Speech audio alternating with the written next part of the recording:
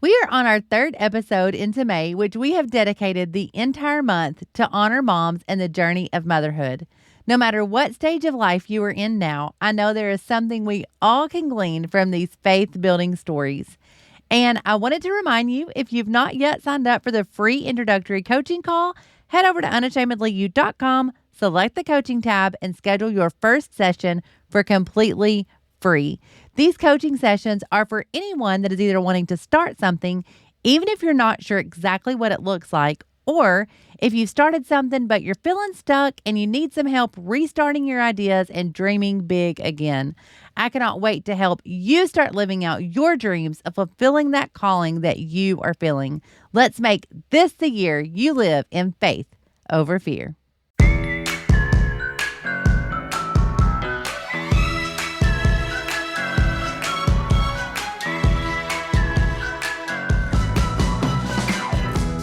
Hello and welcome to the Unashamedly You podcast, a space to enlighten, encourage, and empower you to go out and unashamedly be who God is calling you to be. I am your host, Jamie Herndon. I pray you hear less of me and more of Him as you listen to today's episode. Let's grow together.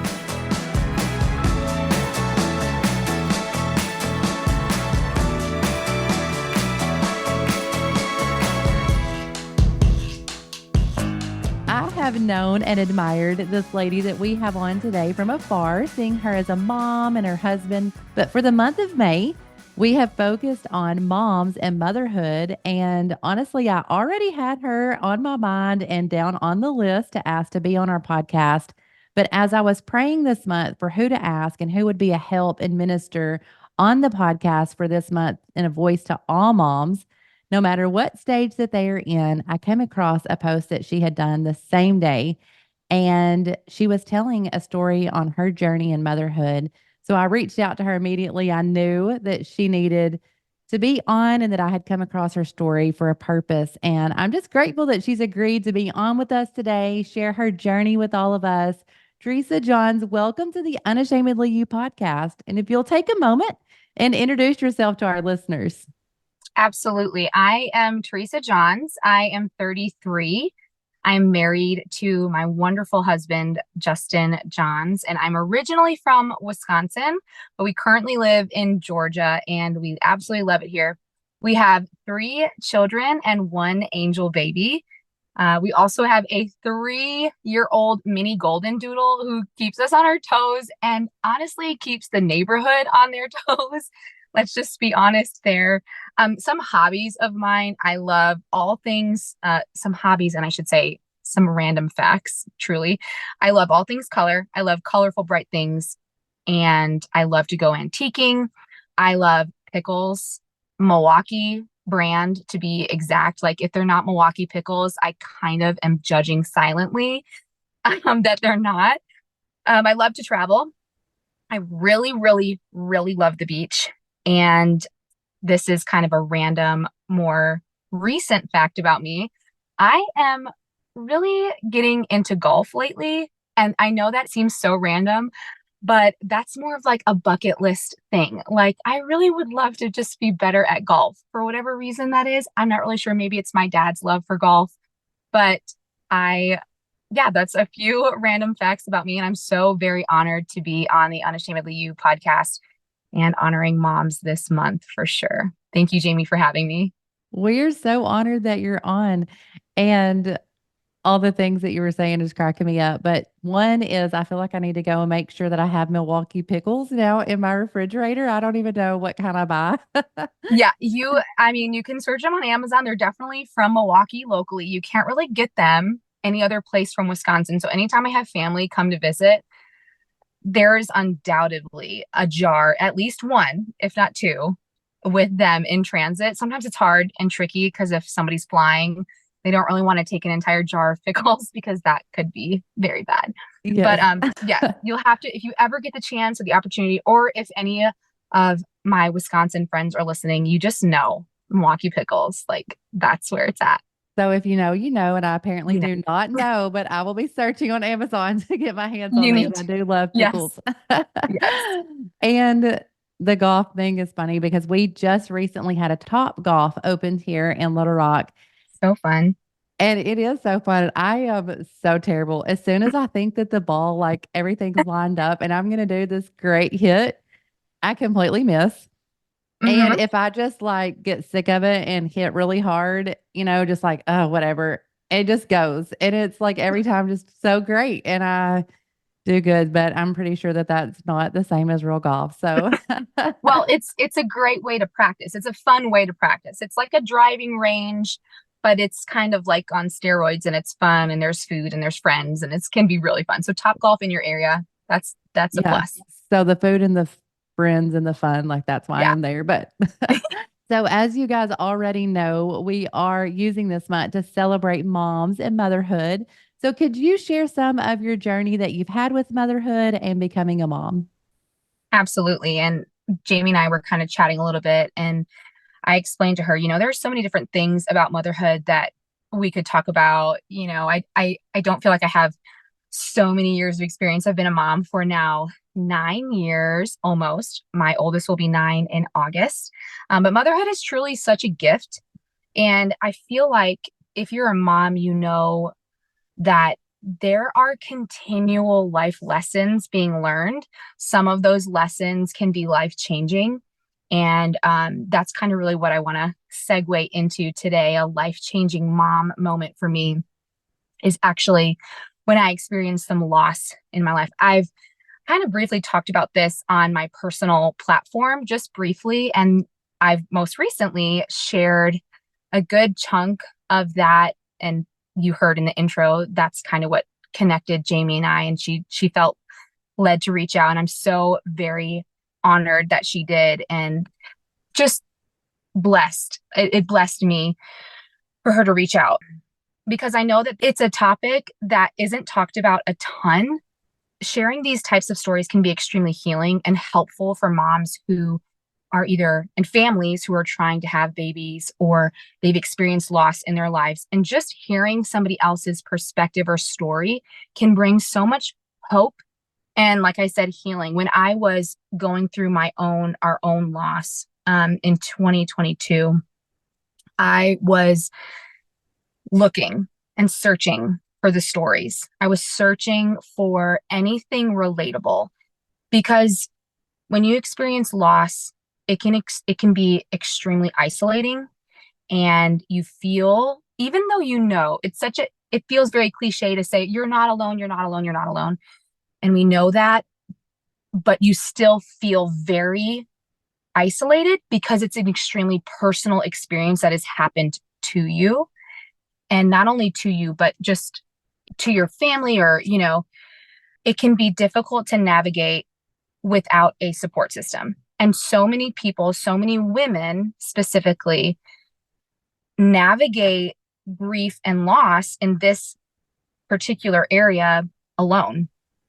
And when I was searching for people's stories, I found so much peace in just hearing that such and such, this happened next and this is how I felt and this is kind of what helped me and so on.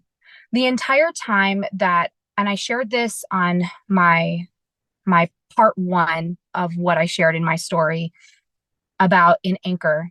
And when I was going through miscarriage, that is specifically what happened to me. I was searching for stories that were similar to mine. I already had 2 perfectly healthy boys, beautiful boys, and we were, of course, wanting to grow our family. And so in 2022, we found out that we were expecting after I'd come home from a trip. And fast forward 3 months. Yes, 3 months. It was around 10 weeks gestationally. I experienced miscarriage in August of 2022. So when that happened, that's when I was really in the trenches of searching for people's stories and people that I felt, even if they didn't know who I was, I really felt like I needed someone to link arms with. My husband was amazing. Okay. He was an incredible support system. However, he was grieving too. We both grieved together and separately. And there were some things that I needed to understand from another mom's perspective. So I really started to search for those stories, and um, that was extremely helpful. Fast forward after I had my doctor's appointment to kind of give us the clear to say, okay, you're going to be able to start trying again. It kind of depends on when you feel ready to start. And I just knew in my heart, like, our desire is to grow our family. And so we're going to start. And that is truly when the journey of this unknown world of trying to have a baby became difficult. It became really hard for me physically, mentally. It was all time consuming. It was extremely time consuming and thought consuming. Honestly, I was having a hard time taking those thoughts, those all consuming thoughts captive, because that was all I wanted, right?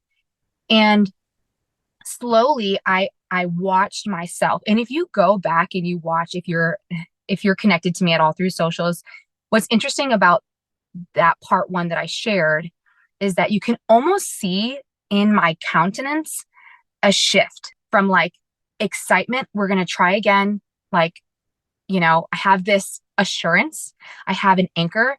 And I knew that I had that all throughout the miscarriage as well. I grieved, and we grieved very hard. And even through the trying to conceive process, we were also grieving. It was still this continual, when certain dates came up, you know, baby would have been this much, or this far along, or I at Christmas time, or etc. And all these certain dates come up. And if you know and you've been there, you just know that's kind of a hard thing, those milestones.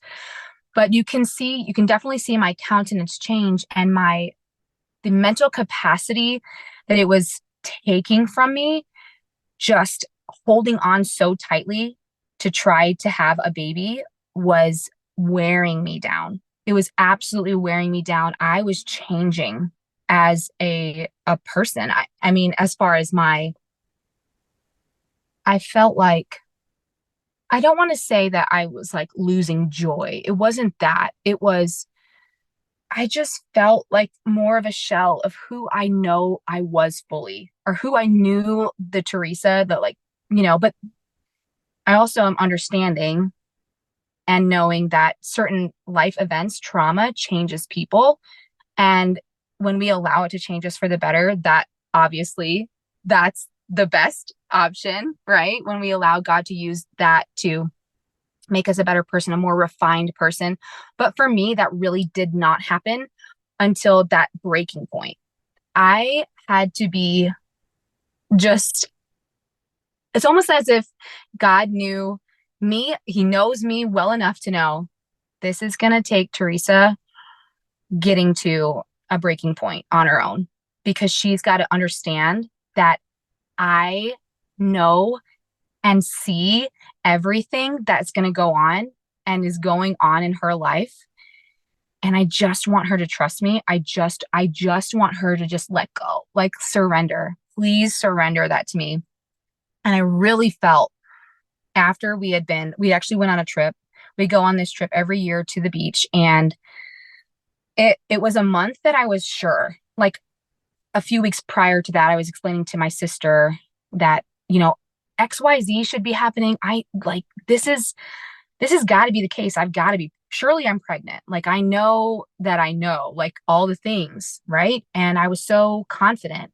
And when it wasn't the case, I was absolutely broken. Then we went to the beach. Then we went to the water, and a place where, man, just talking about the ocean, what is it? Like, I could get emotional right now just about that, because there is something so healing about getting away and out of out of the blinders that becomes our lives sometimes, that our flesh just puts on us, or like, and we can step away from that and get a bigger perspective. I just look at things in nature and I think, wow, our God is so majestic. And then I do things like, I'll pick up, a handful of sand, and I just think about how, he knows even like the single grains of sand. And I always am so blown away by things like that. And so I feel so connected to God through nature. And I really felt impressed to shift dramatically my prayers and my thoughts to complete surrender. Like I knew, okay, Justin, when we come home, things have got to change. I love that you said getting away from and, stepping outside of the blinders of just normal everyday life. It's just right Hmm. there because it is so true. Anytime that you get out of your everyday life and all you can see is what you want and that thing that's right in Yes. front of you, and it's just like everyday life, and you have the same thoughts, the same routine. And whenever you step out of that and you see God is so much bigger than these day to day things that I'm just, going through the motions and we're just having normal life. Hmm. It's normal thoughts, and you're allowing, even thoughts of doubt or, those thoughts to take over your mind because you're not having to step outside of those things that just mundane daily things and tasks. Right. And you step outside and you see God is bigger than even this need that I have. He's Hmm. able to do what I want. Yes, It's just a absolutely. it's just like a breath of fresh air. It's like that faith that just overcomes you. But one thing I wanted to ask you was how long was this time period between, trying to have the baby after the miscarriage and then going to the beach? That is a very good question. So we started trying again, I would say in October. So I had let a month go by in between that. And in November is when we started trying again. So November, December, January, February, March, April, May. Okay, 7 months. And that time felt like eternity. Because if you know about, especially if those of you that have really been wanting to try to grow a family and all the ins and outs and all the details of trying to times things and like charting things and taking temp, it's like this whole thing of it's like a lot of work and doing and there are so many women out there who have even for much longer, for years, have been experiencing, trying to conceive and trying, everything in their basically in their willpower to have a baby. And my heart, like, oh, let me just take a break here and say that God sees and he knows the desire of your heart so deeply, and he is going to make a way. I truly believe that in whatever capacity that you feel called to be a parent or mom or dad, God is going to show up for you. And his timing, his timing, his timing, his timing is so perfect beyond what we understand, beyond what we try to calculate and try to control. He just knows so well. And that little piece is applicable to so many different facets of our life, whether it be growing a family or something else in life, you're trying to move on through this next season or whatever it is. God's timing, it absolutely is more perfect than we could ever dream. We think we know. We think we have a context of like, okay, like now would be like a really great time, Lord. But God's like, you see, my ways are higher, my thoughts are higher, and I really need you to just trust me. I really need you to surrender. So, jumping back into that story, 7 months we had been trying to have a baby, and I got home and I was ready. I was exhausted. I was done feeling the heaviness that I allowed to carry. I allowed myself to carry. I allowed myself to pick up so much extra baggage of sorrow and of pity, like really a lot of like just this unnecessary weight that I picked up along the way. And I was ready to lay it down. I was ready to be like all in. God, this is yours. This is yours. I'm going to pray a simple prayer because at this point, Lord, I just want to know. I just want to know. Like, show me what your will is. Show me who you are. Like, reveal to me again. Like, I know who God is, right? I have a relationship with him. But Lord, show me your glory, show me something miraculous. And I prayed. You've read part two, and I think it's part three that this may be in. And for those that need another, like a context of this is on my personal Instagram. It's not really shared anywhere else at the moment. And that's at Theresa Johns. It's just my full name altogether. But I was praying outside, and I just said, Lord, there were some other things, but I said, Lord, will you just show me something? Will you just show me anything? Will you show me a butterfly? And like, I knew, like, in my heart, I was like, okay, he's gonna show me, like, right now. God's gonna, like, let a butterfly just, like, land right next to me or, like, float, like, right in front of me.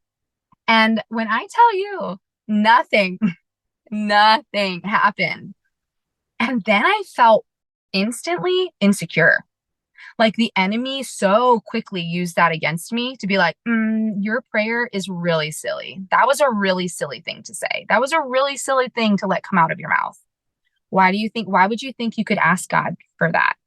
And all of this doubt came in, and all of this, I had to like combat it, because here in front of the water at the ocean, laying things down, I got home, I was like, all right, like this is the Lord's. And all of a sudden, so quickly, the enemy tries to come in and says, this is, you're just better off like trying to figure it out kind of thing.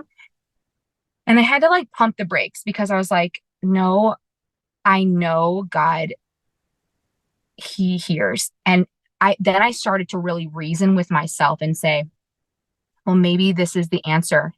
This is the answer that God is giving me. And his answer was no answer at that moment. So that in a way that kind of is an answer ish.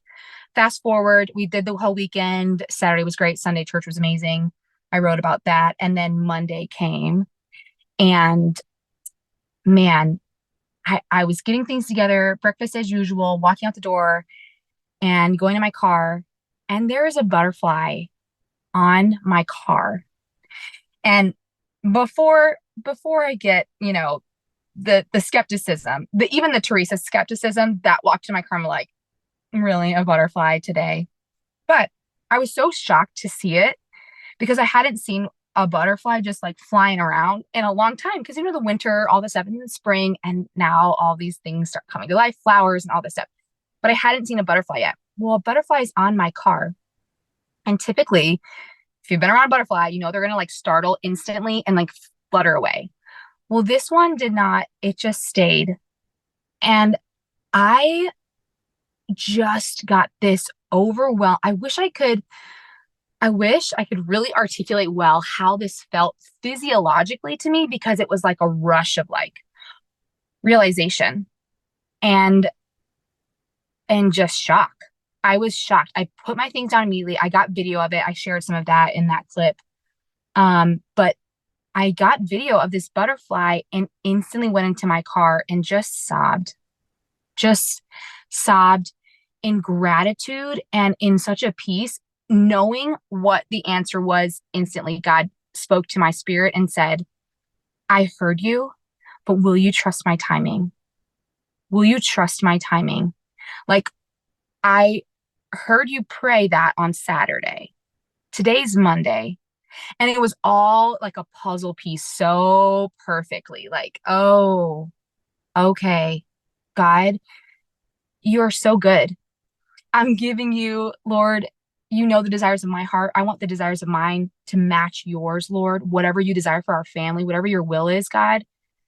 And in that moment, I felt so much peace knowing like, okay, God, his desire is for us to grow our family. Is it going to happen next month or next year? I instantly didn't care. I instantly was like, I don't care when this happens, Lord. I just know that you are good, and you're trying to tell me that whenever it happens, whatever the case, your timing is going to be impeccable. It's going to be beyond what I could have planned for myself. And if I will just relinquish all of those plans that I thought I had super control over, I will just let those go and trust him.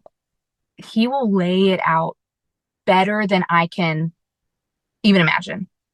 And that moment was so life-changing for me because it was almost like this. God heard and he used this opportunity to teach me something even deeper than what I was asking. He could have easily sent a butterfly in that moment. He could have easily said, okay, here you go. Yeah, you're gonna have more kids. Like, great, good job. This is what you wanted. But he said, no, I need her to know something else. I need her to trust me deeper. And that will forever, forever just be etched in my memory as like a life-changing moment and a life-changing lesson of just trusting and leaning not onto my own understanding and leaning into him. And so that is truly like, man, that was just incredible. I love that you said it was like the Lord said, I heard you, but will you trust my timing? I mean, Right. that is so powerful. I think so many times these types of situations, like you said, there's all kinds of life situations. It's not just children. It's literally everything that we don't have personal control over that we Yes. have to turn over to him. Like we Yes. cannot have every child is a miracle. And you can't have children without divine miracle, without the Right. Lord intervening into that. And it's the same with every part of our life. Yes, you could randomly, I guess, go and marry whoever, but whenever you're Right. speaking and you're praying for the right one and for God's will, and you've got all these things, and it's God's timing. Like you've got to wait on the Lord and you've got to wait on Him 100%. to send that. And there's so many things that we have to learn to wait on the Lord for, but just trusting that He heard your cry. Mm-hmm. Now it's time for you to trust His Yes. timing. Yes. You had talked about that you already had the two boys, and then, now you're trying for another one. I have so often heard and even have personal friends like in situations where you almost feel grief for feeling grief because you're like, Mm-hmm. you feel like you don't want to feel like that you're not thankful for the children you have, if that's Mm-hmm. all the children you're supposed to have. But in your heart, you want more. And it's just a back and forth Yes. struggle. Yes. I absolutely. There's this, it's just our human nature and our flesh can be so fleshly, right? And we're so like almost like self-destructive in a way where we're like, okay, I'm grieving, but I'm grieving the fact that I'm grieving because I already have children. And you get into this cycle of like thoughts that are not of God. They're not peace filled. They're not truth. And you go down this rabbit hole of honestly, of just lies. And the grief can be so overwhelming sometimes that it takes a perspective shift. And grief is not linear. Like grief, everybody grieves differently, but you're exactly right because our thoughts, like our thoughts can be so intrusive and like almost just like blatant. And you have to work really hard and be grounded in the word of God to know you have to be able to recognize that's not from him. That's a lie. Even I have two kids. I'm blessed. I know how blessed I am. But that does not take away from the fact that one, I've lost a baby. That was so grief filled. Like that was so heavy. Okay. That doesn't negate that. Two, it doesn't take away the fact that in that time we were also trying to grow our family. I had never experienced miscarriage before. I had never walked that road. I was certain like I have two healthy kids. I won't experience that. Or it was not even, I didn't even have those thoughts. It just truly wasn't even on my radar. Like it just was not on my radar. I was not expecting it. I was not ready for it. I was not prepared. But God used that season of my life to ultimately refine me. And even though I also struggled with thoughts like that, but you really shouldn't even be sad right now because you have to. But that's not from God. God knows our heart. Like he knows like okay, I want my family's lives and like our family to point back to him. God, how can you use our family? Well, sometimes it's going to be through loss. And that's not something I was prepared for, but God used it to refine me as a person. He uses these types of stories to bring him glory in the end, because through all of that, through even in my own misunderstanding and in my own desire to be in control, he knew, like, our relationship, the relationship I have in him is so anchored in my core, and it's just so unshakable that God knew, I'm going, even though she doesn't understand this yet, even though she's trying to do her own thing right now, I am going to use this moment in time to bring me glory, to show other people that there is a God who loves them and sees them exactly where they are at, and who's going to provide for them, who's going to bring them through. And even though she can't see it, that's what's going to happen. And ultimately, this is unfolding.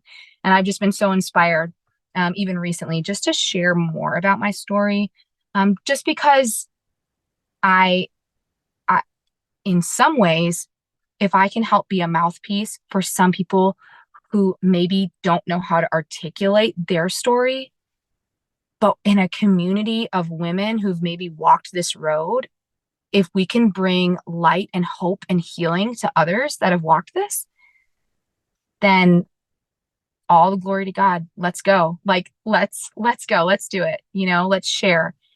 And so I've just recently been showing more and more about it, but God has been so gracious and so wonderful. So getting back to your story, you see the butterfly, Yes. and then share with us what happened after that. Okay. So I see the butterfly, and a piece that I have not written about that I will, in a nutshell, try to summarize, because I kind of alluded to it. And I said there are parts of the story that are so miraculous, they seem unbelievable. So maybe this can be like an Unashamedly You podcast exclusive for the time being. But that happened. And fast forward to maybe a week or a week and a half. My sister calls me. I get a call from my sister. And obviously, my whole family knew, like, we were trying to have another baby. Obviously, they knew about the miscarriage in August 2022. This was 23. And this had to be in June that I get a call from her. And she calls me, and as sisters do, like, we were like thick, as like we're just like tight, and we want to protect each other. And she has news for me. And typically, she is my sister who never tells any of us that she's expecting until like 20 weeks pregnant. And we're all like, wait, what? You're literally having a baby in like 20 weeks. What? So that was not the case this time, because in her desire to protect my heart, she calls me and she says, I have to tell you something. And I wanted to tell you while I was there. She had come and visited us actually in the beginning of April with some friends. They were on their way through Georgia to go to Florida. And she wanted to tell me in person. But what happened was I was grieving and telling her, this is what I know should be happening. And that was right before our trip. And I was just not in the right headspace, not there. And so in another, way of protecting me, she was like, that was not the right time to tell you. So I get a call from her. I'm sitting in my car actually.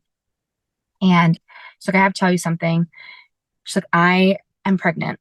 And she starts sobbing and we start sobbing together. But I am so excited and thrilled for her. She has no idea about this butterfly situation that has just happened like a week ago or whatever. She has no idea that I have like this new renewed like hope and a peace and like just like awesome. Okay. She has no idea that this is happening. And I only shared it with Justin. Like, Justin, like this thing happened. And I kind of like kept it to myself for a long time, or for at least, a week and a half until she called. So she calls me. She's explaining, she's immediately filled with sorrow and grief because she feels like, this is the next baby since our family, because we do things as a family, like since our family has lost a baby and what should have been grandchild number, whatever, she's like, I'm expecting. And I'm like, Kara, I'm so excited. I actually said her name, sorry. But it's okay. I think she'll be fine. I said, Kara, let me tell you, let me tell you about what God did for me. And I start telling her about the butterfly. And that was the very first time to someone other than Justin that I verbalized this. And as I was telling her, I like got out of my car, I walked into my house, and I'm in the middle of telling her the story, Jamie, and you will not believe this. I go into our schoolroom, I'm sitting down, I look up on the windowsill in my house is a butterfly, and I am speechless. And I'm like, Kara, there's a butterfly in my house right now. And then there was like another wave, another lesson that just dropped into my heart, into my spirit. And God was like, yes, she gets it. Here's another sign. Here's another confirmation. Here's another. Yes, I just, when you spoke that out in truth and in assurance and in affirmation that like, yes, this is the promise of God. Yes, this is what he was speaking to me. Yes, he's asking me to trust him. And it was almost as if he was saying, you got it. And here's the sign. I'm going to bring a butterfly. Like, I just kept telling Justin, there's a butterfly in our house. Okay, what are the chances of that? Like, I was shook. Okay, for lack of better words and like the English language, I was just shook. Okay. I, I, we ended that conversation. The butterfly was still there. I proceeded to take bunches of pictures. This butterfly would not leave. I was able to like hold butterfly, show my boys, put like transport this little butterfly onto my finger, onto a flower, finally like letting it go outside. It was just so amazing. So then the next time I was supposed to, have a pregnancy test ready and test if I was going to be pregnant, like I was like done with the testing. Okay. At this point, I was like, nope, I've already given that to God. And I'm just going to wait and wait and wait and wait because God's timing is perfect. And I already trust him and he's got it. Well, it happened to be like 7 days, okay, or something wild. And I was like, Justin, maybe we should, see if we're pregnant or not. Like maybe I should know. And so this, ironically as well, was one of the only times that since trying to start to have a baby back in 2022 in the fall, that I had recorded a video of both of us together finding out because no longer was it just going to be Theresa by herself. And I shared that video a long time ago of us finding out that we were having Eloin. And then we didn't know if it was a girl or boy, but we had the test, had it face down, flipped it over. And he's like, did you know? And I was like, no, I didn't. And this was only, this had to be shortly after I had that phone conversation with her because I had no clue that I was pregnant. I had already been pregnant on that phone call with her and I had no idea. So God, like miraculously, was just like, okay, she trusts me and here we go. And like she's letting it go. And now we're ready to rock. We're ready to like, let's grow this family.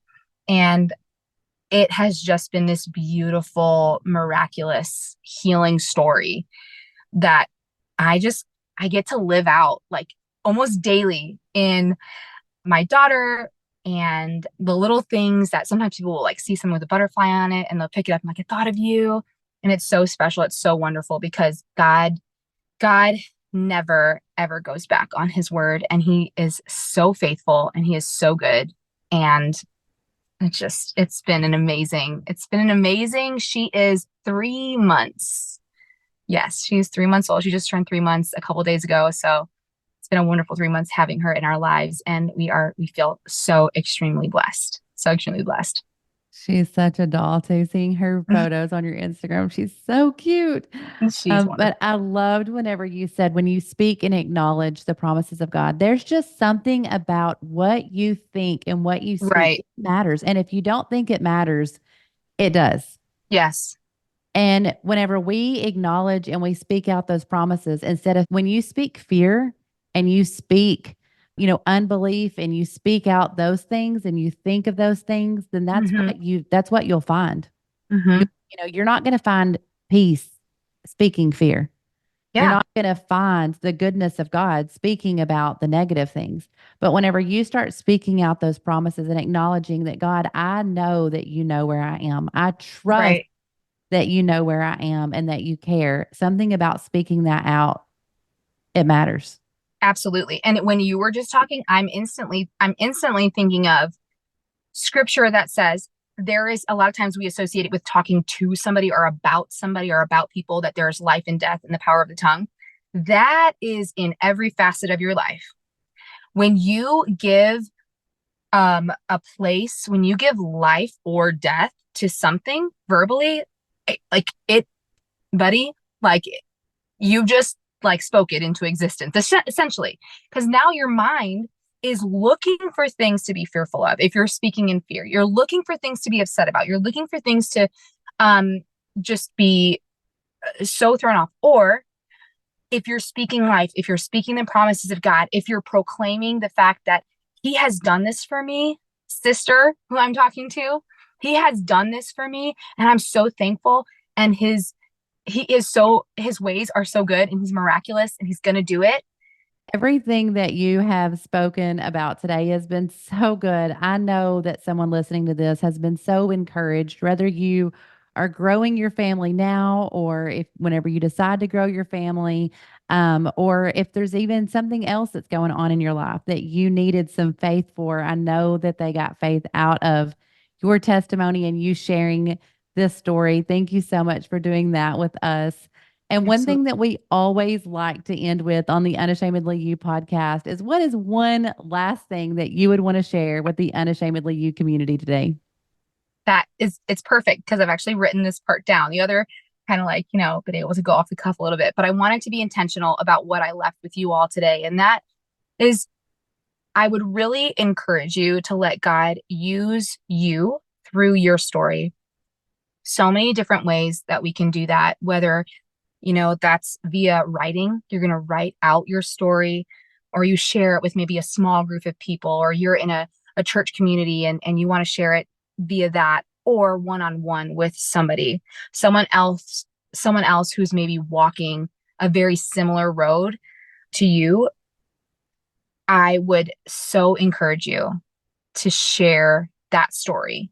And whatever it is, whatever your life story, whatever a facet, just even like a small portion of your life story, people can find the Lord through your story. People can feel, and there can be healing for others through what God has done within your story.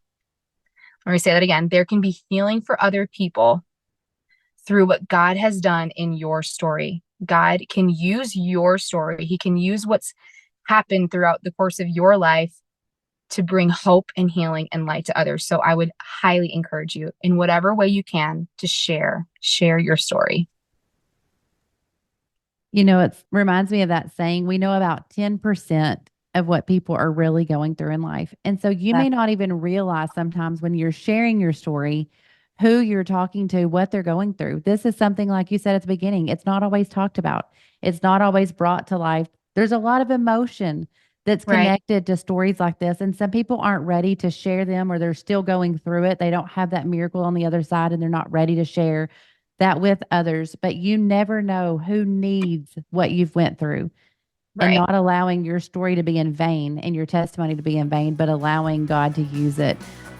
That is such a good thing that you have given all of us to do, and that is share your story. Let other people know what God has done for you. And thank you for sharing your story with all of us today. We are forever grateful for you being on the Unashamedly You podcast, and thank you for sharing everything with us today. Absolutely. It's been such a huge honor and such a huge blessing. As always, thank you for listening to another episode on the Unashamedly You podcast. We would be honored if you would go and leave us a review and let us know how this podcast has helped or encouraged you. Your reviews and comments mean the world, and I pray that you find the encouragement you need week after week with each episode. Go be unashamedly you.